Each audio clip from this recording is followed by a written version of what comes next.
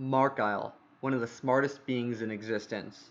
Or is he? Now, Markile may come off as a super genius, but after in-depth analysis, I've determined that he's not as smart as he may seem, and is overall pretty flawed character.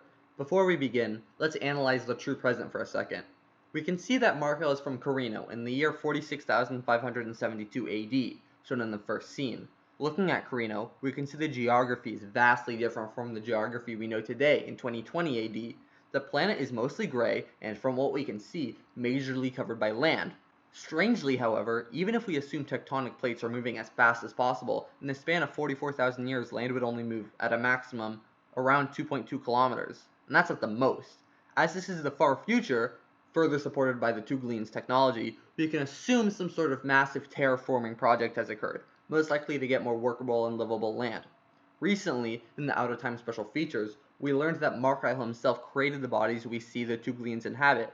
The director, Hunter Wolfley, claims, quote, Yeah, he knows his stuff. "But in my opinion, he clearly doesn't. Why does he have a mouth? Why does he have eyes?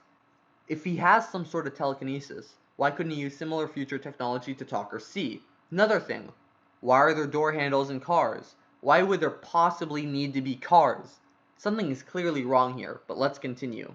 Looking at Markile's laboratory, we can see further evidence that Markile is not as intelligent as we are told. Okay, this is Dean from the future. Originally, here I tear into this atom that is on this diagram, and I talk about how, a hydrogen isotope like this doesn't exist. But while I'm editing this, I realize that in the corner, there's a second electron. I didn't see it originally, so this isn't even a hydrogen isotope. It's a freaking helium isotope. And then, after doing thorough research on Google, I find out that there is a helium isotope that fits this description, helium-6. And if there are more freaking neutrons hidden behind this mass, then those would fit helium-7 and helium-8. So this point is invalid, but I did a lot of work here, so I'm going to include this part anyway. Good job, Hunter. Markile still uses the Bohr model for some reason. If he's one of the smartest, if not the smartest of his species, why would he not use the quantum mechanical model or some other future model? We can also see that Hunter probably doesn't have a penis, but let's continue. Why in the world would Markile have to practice the language? If he can become a goddamn sphere, why can't he just download the language? Even stupider, even after being interrupted in the middle of his lesson, the next scene he's in, he's perfectly fluent in English. Also, if anyone knows what this says, please tell me in the comments below. Why are there different races of Tuglians? Did Markile intentionally create different skin colors? Why? If you want to argue that it helps tell them apart, they're goddamn future psychic grapes. It would be stupidly easy with this level technology to add a feature that allows you to instantly recognize people. I see Markile is also a fan of M&Ms, so we know they still exist? Either that, or he's being extremely thorough on readying himself for the culture. Why does he have multiple chairs? Why do fire extinguishers still exist? Then, after going to the past, he says, So this is what life was like 44 million years ago.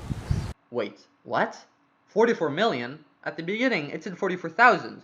Okay, maybe the title was wrong and not Markile.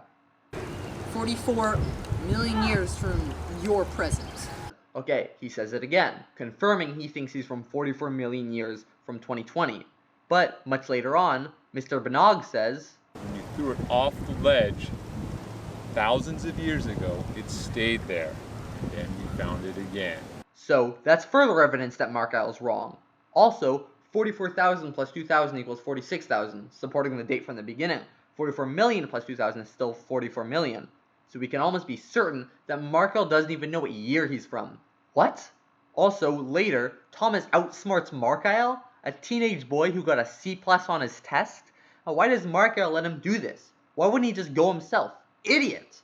Also, how did Thomas time travel to before the Bakhtun? I thought you could only time travel to the exact moment like Markile originally did. Also, how did Markile disappear? He doesn't have the time machine. Did he just die? What the hell just happened? Now, all of this is important, but it's not the main reason I made this video. I made this video because it is proof that Christianity is the one true religion. Don't believe me? Well, I have 4 strong pieces of evidence. First, after Thomas confirms the date to Markile, we can see him say some sort of prayer. While you can argue that this may not be the case, the resemblance to a prayer, or at least saying some form of thank God, is striking. Later, after Thomas destroys the time machine, Markile says, Oh my god, oh my god. Oh my god. Oh my god. while he may just be using the English language, there are many other things he could have said, so why is he specifically referring to God? We also know that Markile and his species are from the far future, so their knowledge of the past is most likely unparalleled. So if they are religious, we can assume that that religion is true. In a world of such scientific progress, despite how little sense it can sometimes make, if they are still religious, then they probably know for damn sure that that religion is real. But how do we know they're Christian? There are tons of religions that have a god in them. Or maybe there's some new future religion. Well, let's look back at the first scene with the planet and the date. What do we see? 46,572 AD.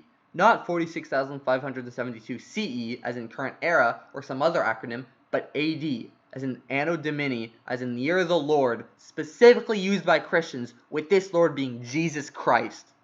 Checkmate, atheists. As a bonus, I would like to go over this character rating scale I found on teacherspayteachers.com, just to see how good of a character Markile really is. Student name, okay, that's Markile. I care about others, well, he wants to save the universe, so we'll give that a 5. I worry about what others think of me? No, he shits on the council and he makes Matt faint with his appearance. That's like a 1. I do not cuss. Well, he says the Lord's name in vain several times, and especially when God is proven real, we'll give that a 3. Hey, it's Dean from the future here. After thinking about this a lot, I've come to the conclusion that if God is real, then saying his name in vain is probably one of the worst things you could say, so I'm changing this from a 3 to a 1. I don't want to have to change everything, like the recording, and especially the me writing it out. So I'm just going to put up a graphic on screen every time there's a correction that needs to be made. Alright, back to the rating. I don't talk about others. Again, talk shit on the council, 1. I'm happy most of the time. I mean, he's happy like once, but mostly not. 2. I enjoy school. Well, he definitely supports it, making the kids go back to class, but he doesn't attend. He is a scientist, so we can assume that he went through a rigorous schooling program, so I'll say a 4. I enjoy socializing. He talks to the students, not too much, 4. I am friends with everyone in my class. What, like 4 people? 2. Respectful to my peers, again, makes his friend Fate, doesn't even acknowledge it, and bitches about time travel. Like a 2. Respectful to his teachers, definitely not 1. His parents? Well, the closest thing we have are his ancestors, who he aspires after, so we'll estimate and say 4. Does the right thing without being told? Definitely. That's like the whole plot of the film. 5.